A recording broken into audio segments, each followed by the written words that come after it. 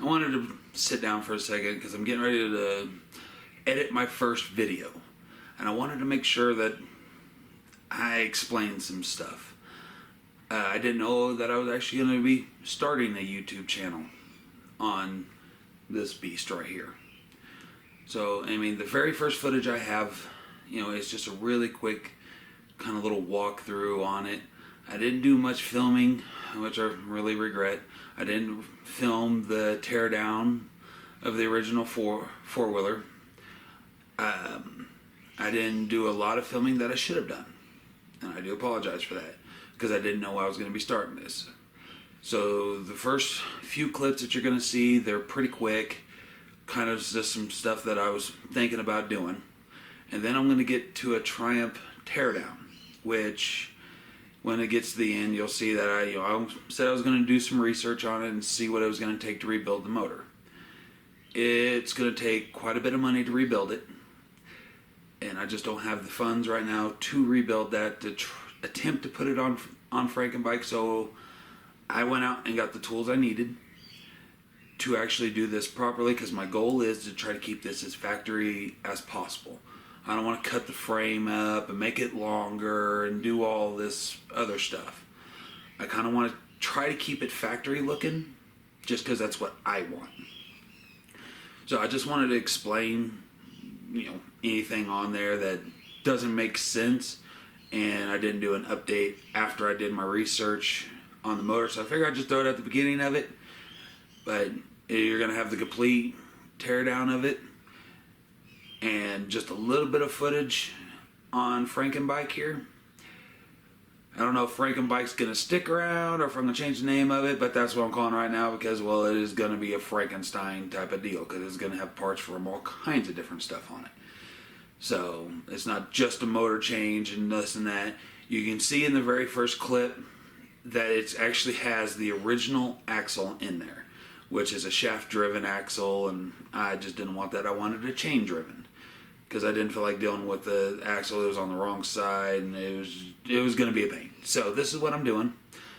I am going to put the 440 Polaris motor still on there. I still got to do the expansion chambers. I still got to put the transmission on there, so I'm going to be filming that. I've already started a little bit of filming on that. Basically, you know, with the transmission part, that'll be in its own little segment. So you'll see that coming up soon. Hopefully I can keep videos coming out on a regular basis. It's going to be a little hard for me at this point in time, because I do work a full-time job. You know, I get plenty of days off, but just trying to get enough time to be in the garage to film.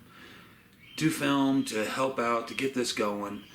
So don't mind the awkwardness. I'm still trying to get used to looking at a camera. And some things, if you see me just kind of looking away all the time, it's because the light that's on the camera is extremely bright. And so I got my little tripod out here right now so that you can actually, you know, see my face and everything like that. So please bear with me while I struggle with this learning process. I got a lot of learning curves ahead, and I'm hoping to take over this stuff really quick and easy. Thank you for watching. Alright. This is an old, I don't know, one of those cheap Chinese four-wheelers. And I've decided I'm going to throw a Polaris 440 snowmobile engine on it. This is the original motor that was in it. I bought this thing for $400. Motor's fried. Smelled burnt. They fry it, all kinds of stuff. Can't find parts. So that's what some of the body looks like. But I'll keep you guys updated as I go through and try to install that. It's gonna be fun. Alright, as you can see, we got all the pieces and parts to build the motor mount. Went ahead and just drilled the holes in on this, just for my engine mounts, so I can make sure those are evenly spaced. And there's the rest of the pieces. Now it's time to assemble it to get it on that. Alright, here's the finished product for the motor mount. It's rubber.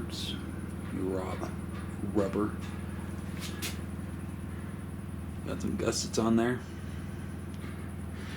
Don't mind the welds too much on there. Don't really have the best welder in the world.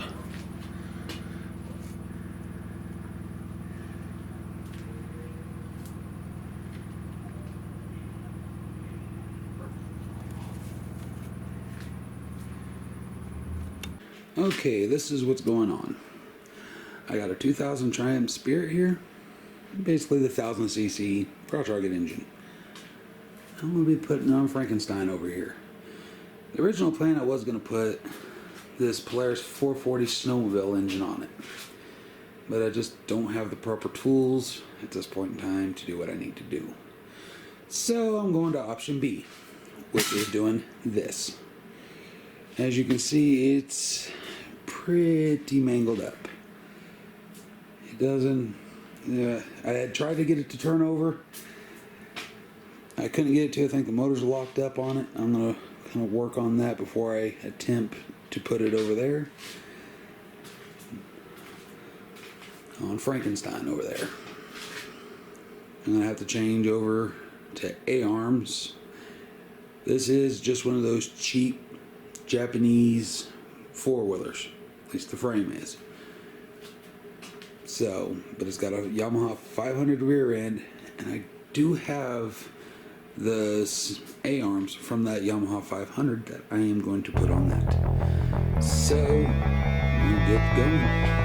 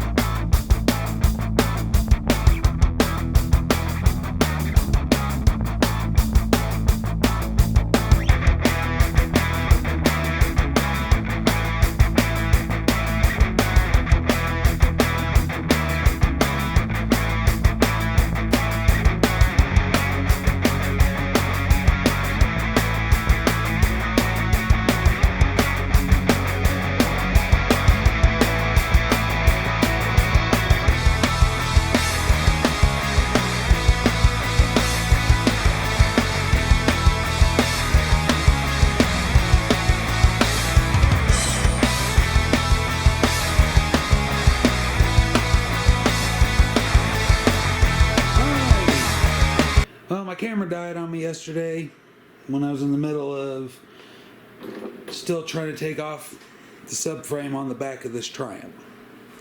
And you see I got that off. I got all the wiring off. Got the tank off. The motor is ready to actually come down. And what's crazy about this is still strange to me. It's got a motor mount right there. On the other side. One there.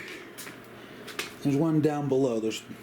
That's all that holds that motor on. So it should theoretically be pretty easy to get that out. Let's give it a go.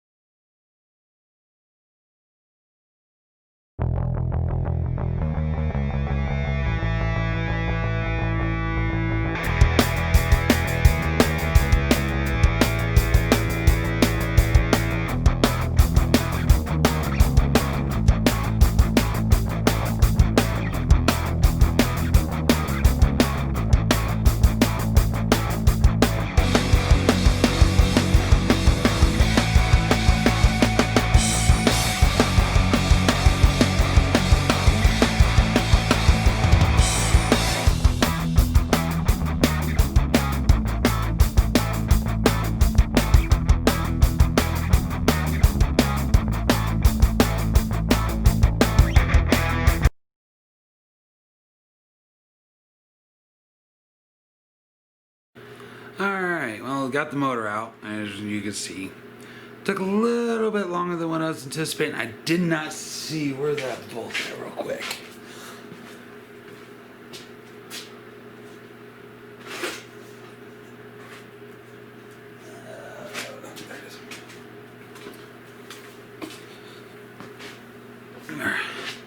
I didn't see this when I was trying to get that motor off. You got your motor mount that goes through there, your bolt. Connects to the motor, nut, all that. This actually kind of a little shim spacer. Kind of helped hold the motor in place. Kind of pushes it to one side. So, yeah. Now comes the part of figuring out what's wrong with the motor. This motor's really cool. Look at this. You look there, it's already got an alternator on it, built in on the outside of it. Instead of a stator built into the engine like most, it's on the outside. It's like a little car alternator on there. I think that's pretty cool. This is a fuel injected motor, so it's going to make things easier because I live at 10,200 feet, dealing with carburetor issues all the time up here. So this will actually take care of some of my issues. So I'm excited, but man, this thing's going to be fun and scary. Alright.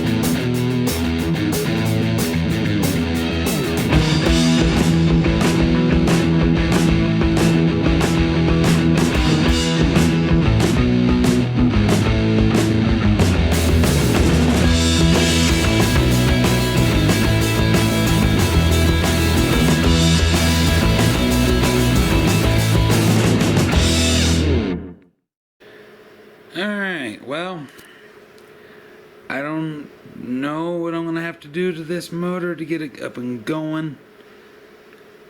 But yeah, this is what I'm looking at. I got this one cylinder here full of water.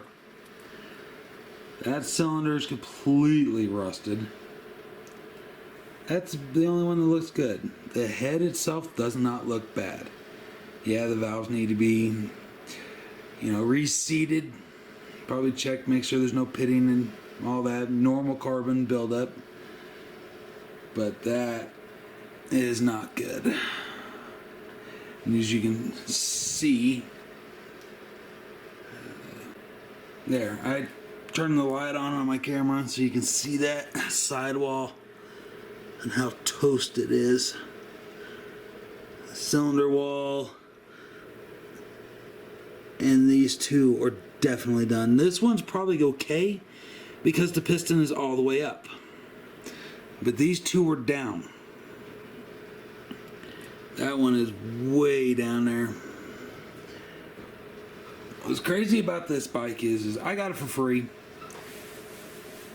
I don't know how long it's set outside for. I don't know nothing about it. I just know it was totaled.